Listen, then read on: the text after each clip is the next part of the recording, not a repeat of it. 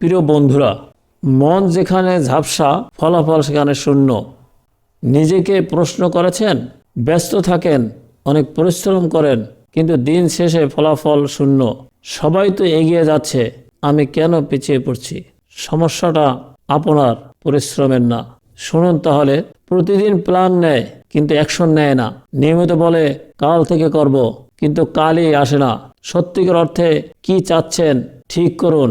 আমরা এ ব্যাপারে কোনো সময় ব্যয় করি না।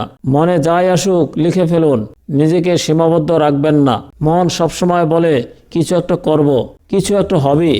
এই শব্দগুলো খুবই ভয়ঙ্কর। এগুলো কাল্পনিক ঝাপসা চিন্তা।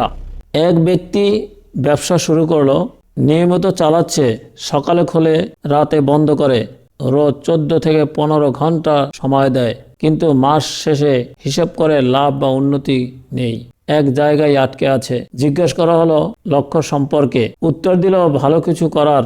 ভালো মানে কি? থমকে গেল।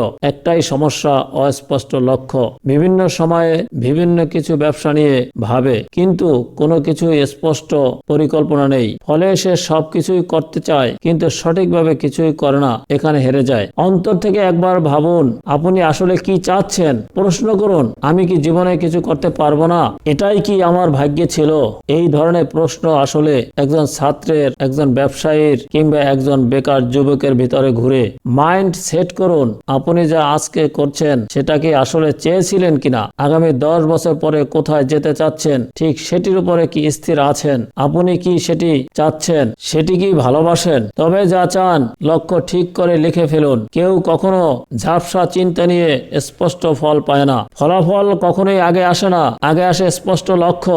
সফল মানুষরা অ্যাট ফার্স্ট প্ল্যান করে সে কি চায়, কেন চায় এবং কিভাবে পাবে। তারা কখনোই বলে না আমি ধনী হতে চাই। তারা লিখে আমি আগামী 1 থেকে 2 বছরের এইটা কিনতে চাই বা এটা অর্জন করতে চাই। এটাকেই বলা হয় লক্ষ্য। ভিতরে চিন্তা এবং অ্যাকশন একসাথে কাজ করাতে হবে। কি হয়? ফলাফল কিছুই হবে না। ঝাপসা লক্ষ্য ইকুয়াল টু সময়, শ্রম, টাকা, শক্তি সবকিছুই অপচয়। সবার কাছেই সময় 24 ঘন্টা এবং বৃষ্টি সবার জন্যই, কিন্তু সবাই ভিজে না। একদিন করব, এই একদিন শব্দটা মন থেকে ডিলিট করুন। মনে রাখবেন, আপনার মধ্যে সবকিছু লুকিয়ে আছে, শুধু বাকি জাগিয়ে তোলা।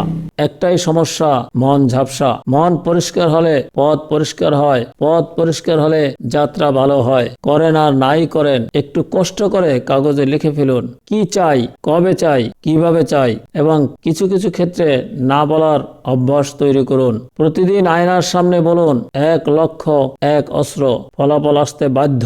ধন্যবাদ। ভিডিওটি ভালো লাগলে সাবস্ক্রাইব করুন ও অন্যদের কাছে শেয়ার করে আমাদের পাশে থাকুন। Thanks for watching.